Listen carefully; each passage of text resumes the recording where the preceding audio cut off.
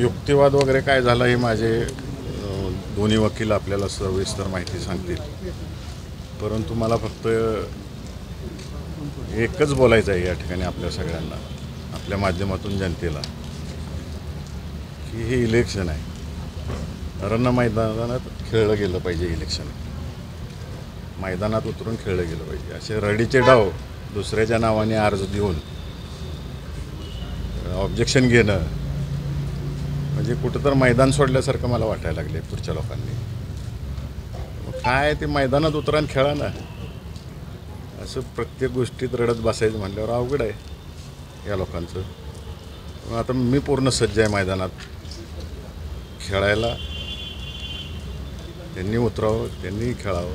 असं रडीचं डाव खेळायचं बंद करा. रडीचं डाव म्हणजे काय खेळलं, नेमकं काय झालं ते आता लॉ पॉईंट सगळे वकील साहेब सांगतील.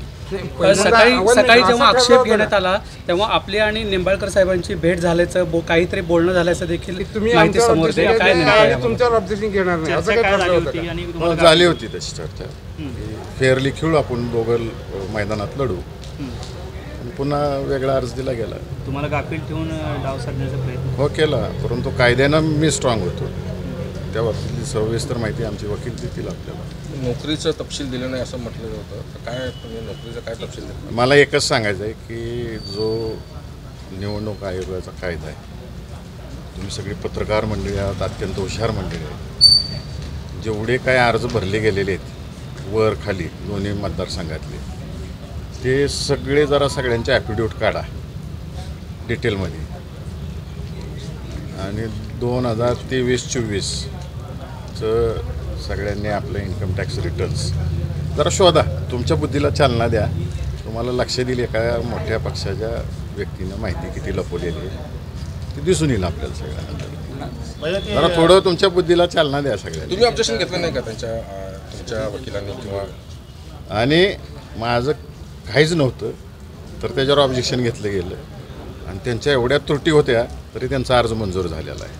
तुम्ही का ऑब्जेक्शन घेत नाही? त्रुटी आहेत तुम्हाला लक्षात आल्यावर काय त्रुटी होत्या?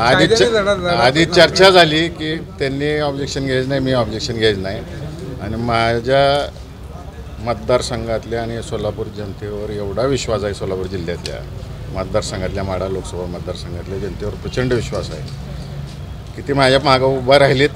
त्यांनी मला उभं केलेलं आहे आणि त्यांच्या जीवावर मी हे इलेक्शन लढतोय आणि निवडून पण येणार आहे. त्यांना ह्या सगळ्या भीती वाटायला लागलेत म्हणून हे सगळे डाव चाललेले आहेत त्यांचे. विजयदादांनी जो भरला तो नियमच तसा आहे की जो पूरक असतो, ज्याचा मंजूर झाला मूळ उमेदवाराचा, की तो पूरक रद्द होतो. तर त्यांच्या त्रुटी होत्या तर तुम्ही ऑब्जेक्शन घेतलं नाही का त्यांच्या त्रुटी? कोणाचे? निंबाळकरांच्या अर्जामध्ये त्रुटी होत्या तरी त्यांचा अर्ज मंजूर झाला आहे. मगाशी तेच सांगितलं आपल्याला. तुम्ही घेतलं नाही का? तुम्ही विषय मला जनतेतनं लढायचं आहे. जनता माझा निकाल ठरविला. असलं ऑब्जेक्शन मध्ये मला वेळ वाया घालवायचा नाही. कालच्या एकंदरीत निकालामुळे सगळी परिस्थिती म्हणजे कालचं जे काही आपल्याला समर्थन आलं आहे म्हणजे जानकरांचं, त्याच्यामुळे कुठेतरी अशा पद्धतीचा प्रयत्न झाला असं वाटतं. अशा अनेक गोष्टी 7 तारखेपर्यंत होणार आहेत. बघत राहावं सगळी जनता. माढ्यात नरेंद्र मोदींची सभा होणार आहे. जनता विरुद्ध पुढारी इलेक्शन आहे.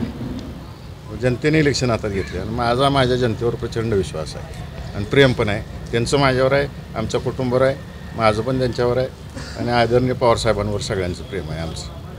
ठीक आहे. माढ्यात मोदींची सभा होणार आहे, तर तुम्ही कसं बघताय याकडं? त्याचा परिणाम होईल का आपल्या एकंदरीत या सगळ्या वातावरणात? तुम्ही सगळी ग्राउंडवर फिरा, सगळे परिणाम तुम्हाला जनतेच्या मुखातून ऐकायला मिळतील मी सांगण्यापेक्षा. मोदींची एक सभा होणार तर शरद पवारांची किती सभा होणार आहेत? माझ्या मतदारसंघात साहेबांच्या 6 सभा होणार आहेत.